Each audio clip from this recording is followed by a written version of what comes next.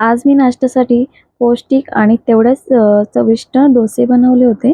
त्यासाठी मिरची, कोथिंबीर, आलं, लसूण, त्यानंतर मोड आलेले मूग होते आणि थोडंसं पालक, त्यानंतर बेसन, तांदळाचं पीठ आणि मीठ टाकून सर्व मिक्सरला लावून घेतलं. त्यानंतर छान ते असं बेटर हलवून रेडी केलं.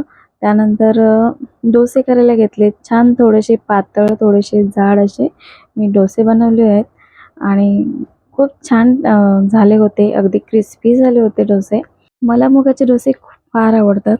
कारण ते खूप चविष्ट तर असतातच आणि आपल्या आरोग्यासाठीही खूप ते चांगले असतात.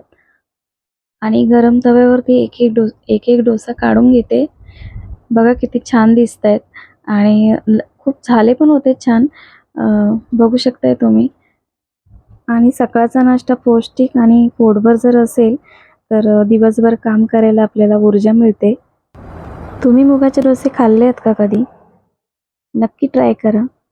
भेटूया पुन्हा एका नवीन व्हिडिओमध्ये. तोपर्यंत बाय.